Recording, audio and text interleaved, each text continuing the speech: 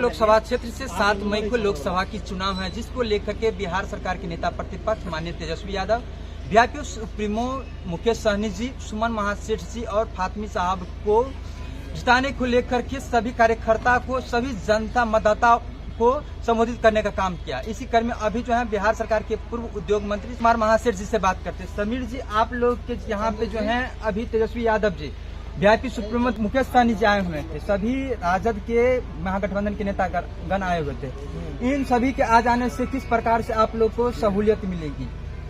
सबों का नेता का आना 6 विधानसभा क्षेत्र है, अभी हम 12 में हैं और हमारे नेता भी आए, और जब आए उन्होंने क्या कहा, स्पष्ट रूप से अपना मैसेज दिया, जहाँ पे जो आबादी जिसका ज्यादा होगा, वोट बैंक जिसका होगा वही जीतेगा, एक लाइन की बात है।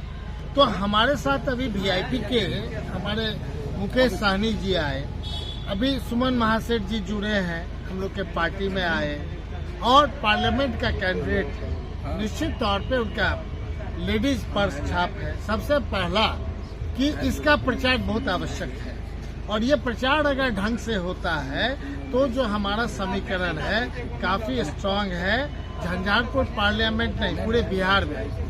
इसलिए हम कह रहे हैं कि चीजों को जानने का प्रयास करें। एक 10 साल से अगर मान लीजिए 2014 में ये सरकार आई थी, भारत सरकार, नरेंद्र मोदी जी का जिस ढंग से रहा, पिछला बार भी जो एमपी में ये लोग जीते थे दोनों जगह पूरे जिला में, चाहे झंझारपुर पार्लियामेंट चाहे मधुबनी लोकसभा, दोनों मोदी जी का नाम से जीते थे, अपना नाम से नहीं जीते थे। और 5 साल इनको काम दिया गया था कि क्षेत्र में आप काम करें, तो ये मूल्यांकन होना चाहिए कि कौन सा काम किए हैं, और ये मूल्यांकन के आधार पे फिर रिन्यूअल होना चाहिए। अगर भारत के प्रधानमंत्री जी और इनके सारे बीजेपी के नेता बोल रहे हैं 400 के पार, तो 400 का पार क्या, 420 के पार, 420 का कुछ मतलब ही निकलता है, सो आपको पता है ना, 420 तो पार, मतलब ये अपभ्रंश है। लेकिन आप मान के चले कि जनता करा रही है महंगाई से, जनता कह रही है कि पूरे देश में बिजली सबसे ज्यादा महंगाई बिहार में है, फैक्ट्रियां नहीं खुल पा रही है, रोजी रोजगार परस्त बनाने वाला बिहार अब पलायन कर रहा है। तो क्या पूरे देश के प्रधानमंत्री जी जवाब देंगे कि बिहार में 1 नेशन 1 टैरिफ कब लागू कर रहे हैं? बिहार में आप आश्वासन दिए थे पिछले बार प्रथम 5 इयर्स में, जो आपने कमिटमेंट किया था वो कहाँ तक पूरा किया? ये स्पष्ट है। जनता तो रिन्यूअल तब न करती है, कोई सरकारी नौकरी है। अरे बिहार वो धरती है, पूरे देश में IAS IPS और सबसे पढ़े लिखे बाहर जा रहे हैं, रोजी रोजगार करने वाले मधुबनी जिला के कहीं भी जाइएगा आपको मिल जाएंगे। ये शर्मनाक बात है। हम इसका गर्व से कहेंगे कि 5 साल तक तुमको अनाज देंगे 5 किलो, इस शर्म की बात है। ये शर्म से कि डूब मरना चाहिए कोई भी नेता को कि 5 साल तक 80 करोड़ था, अब 87 करोड़ कर दिए हो, ये बहुत गरीब बात है।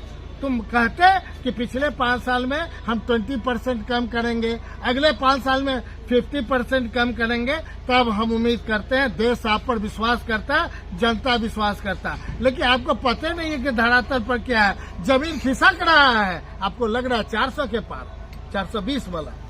क्या मतलब है? ये गणित बताता है कि आपका अध्ययन बिहार की चीजों को, बिहार की मिट्टी को नहीं समझ रहे हैं। ये आदरणीय जयप्रकाश जी की धरती है। हमारे गांधी जी तो पहले थे, तो गांधी जी को थे, गांधी जी रहे, हमारे कुल के रहे, लेकिन उनको मारने वाला कौन था? गोडसे था। अरे गोडसे RSS वाले, तुम्ही ने मारा है, तुम उसको क्या सम्मान देगा? तो इस बार 3 ने भारतीय जनता पार्टी जो गलती किए हैं बिहार में, 3 वैश्य समाज को आपने टिकट दिया था। एक दिया था बेतिया, तो पिछड़ा प्रदेश अध्यक्ष था, इसके बाद शिवहर, इसके बाद सीतामढ़ी, और 3 में अगर समाज ने सब जगह व्यापारी समाज ने आपको वोट करके, चूंकि आप तो बेस वोट मानते थे कि व्यापारी हमारा बेस वोट है, तब बेस वोट आपका दरक रहा है, घसक रहा है पूरे बिहार में प्रथम फेज में, सेकेंड फेज में। अब जो आगे आने वाला टाइम है, तुम कुछ भी चाहोगे, ये बिहार की धरती है, लोग एक पूंजी से व्यापार करता था, तब 3 पूंजी लगा रहा है, इसके बाद भी उसको प्रॉफिट नहीं आ रहा है। बड़ा और छोटे में जो खाई है, इतना गैप हो गया है गरीब और अमीर का, ये तुम खाई बढ़ा रहे हो। भारत के प्रधानमंत्री जी, भारतीय जनता पार्टी वाले, ये कम नहीं करोगे, ये आक्रोश कहाँ ले जाएगा हम नहीं समझते हैं। तुमको पाकिस्तान लोग भेजेगा कि कहाँ भेजेगा? तुमको जरूर पाकिस्तान भेजने के लिए मधुबनी का दोनों लोकसभा क्षेत्र इंतजार कर रहा है। बहुत दो बार मदन पासवान जी, लोकसभा नरेंद्र मंडल जी, इस बार कैसे ध्रुवनारायण कर्ण जी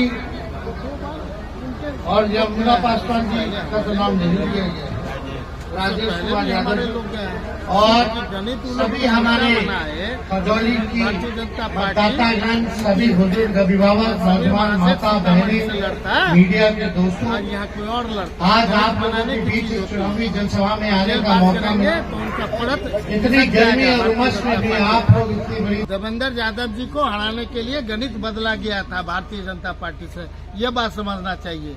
अब गुलाब जी को इसलिए टिकट दिया गया था कि धरातल पे आप रहिए, लेकिन 3 लाख से ज्यादा वोट से हारना ये बताता है कि और 5 साल से मेहनत करना चाहिए था। तो जब आप बात में, विचार में, व्यवहार में शालीनता नहीं रखेंगे, कैसे काम चलेगा? हर एक लोग से मेरा आग्रह है कि बात में, विचार में, व्यापार, कोई भी व्यापार तभी चलेगा, जो व्यापारी का दुकान तभी चलेगा जब उसका व्यवहार सही होगा, तब ग्राहक जाते हैं। खराब व्यापार से कोई ग्राहक नहीं जाता है। इसलिए हम उम्मीद करते हैं कि हम व्यापारी वर्ग जो बैठे बैठाए वोट देते थे भारतीय जनता पार्टी से, उसे जितना जल्दी हो दरकाओ, घसकाओ और असली बात उसको बताओ, ताकि आपके माध्यम से, चैनल के माध्यम से जो हमारी बात दूर तक लोग देखेंगे और ये पता चल जाएगा कि ये परिस्थितियां चेंज हो सकती है, तो बिहार में सबसे पहले चेंज होगा और देश के अन्य राज्यों में चेंज होगा। अभी हम मधुबनी जिला की बात करेंगे, फिर कल दरभंगा में रहेंगे, दरभंगा की बात करेंगे, जिस लोकसभा में रहेंगे लोकसभा की बात करेंगे। मधुबनी से सर पिता पुत्र का सर गढ़ रहा है, लोकसभा में पिता पुत्र अब पहले से जाते आ रहे हैं। अब इस बार फातमी साहब को किस प्रकार से लोग वोट करेंगे कि वो भी लोकसभा जाएं? वो तो जीतने के लिए समीकरण तो बन गया, तो जीतेंगे ही ना। हमने तो बताया। सबसे बड़ी बात है कि मान के चले जिसका वोट ज्यादा जिसके पक्ष में गिरेगा वही जीतेगा। अब ईवीएम की बात हम आप पर करें कि फिक्स्ड है ईवीएम, तब तो कुछ भी होगा तो जीतेगा ही नहीं। तो कहीं वही बात करना चाहते हैं क्या कि 400 के बाद 420 वाला? कहीं वो बात अगर आप बोलना था, पत्रकार हैं, हमको मत खोलवाइए। आप उन लोगों से पूछिए कि तुम्हारा धरातल का ज्ञान नहीं है, तुम ईवीएम सेटिंग किया है क्या? नीतीश जी आपके बोल रहे हैं 4000 पार। अच्छा, लोकसभा हमारे नेता, हम लोग सब कोई सम्मान करते हैं उनको, है ना। हम इतना ही कहेंगे कि हमारे नेता ने भी कहा है, तेजस्वी जी भविष्य के जो भी हैं आप जानते हैं, अच्छा काम करेंगे तो कौन मुख्यमंत्री बनने से रोक देगा? अच्छा काम करेंगे, भविष्य के प्रधानमंत्री क्यों नहीं बनेंगे? बिहार से क्यों नहीं प्रधानमंत्री बन सकता है भाई? गुजरात जैसा जगह जो एकदम कहते हैं कि आज से 40 साल पहले का इतिहास देखिए, वहाँ कुछ नहीं था, 26 एमपी थे, हमारा 54 एमपी था, बिहार झारखंड दोनों मिला करके। और बिहार के बंटवारा के बाद 40 एमपी आज भी है। 26 से ज्यादा बड़ा 40 होता है कि 26 होता है, वो बताने का काम करें। और 40 एमपी में 39 हमारी बिहार की जनता ने उन्हें वोट दिया था। और इसके बाद पुनः हम उम्मीद करते थे जितना गुजरात तुम दिए हो नरेंद्र मोदी जी, उसका 1%, 10% भी तुम बिहार दिए रहते, तब तुमको बिहार आने पर कोई दिक्कत नहीं थी। और आपको मैं एक और तुलना कर देता हूँ, पिछले के जितने भी प्रधानमंत्री हुए आजादी से पहले, 3 बार से 4 बार कोई आए होंगे बिहार, इससे ज्यादा नहीं आया। ये है प्रतिष्ठा प्रधानमंत्री का। आप सोच लीजिए कि आप 40 में 40 जगह जाओगे तो अभी कितना जिताओगे। और भविष्य आपका बताते हैं, 40 में 253 जो एमएलए का है, भविष्य में 253 जगह तुमको जाना पड़ेगा, तब जाकर के तुम्हारी बात कोई समझेगा। अन्यथा तुम रहोगे या तुम्हारा भारतीय जनता पार्टी रहेगी, तुमको समझना है। क्योंकि 2 से तुमने स्टार्ट किया था, आज पूरे देश में हो, फिर तुम रिवर्स गियर में चले गए हो। तुम शायद 2 की संख्या पे आना चाहते हो, इसलिए गलत काम कर रहे हो। सर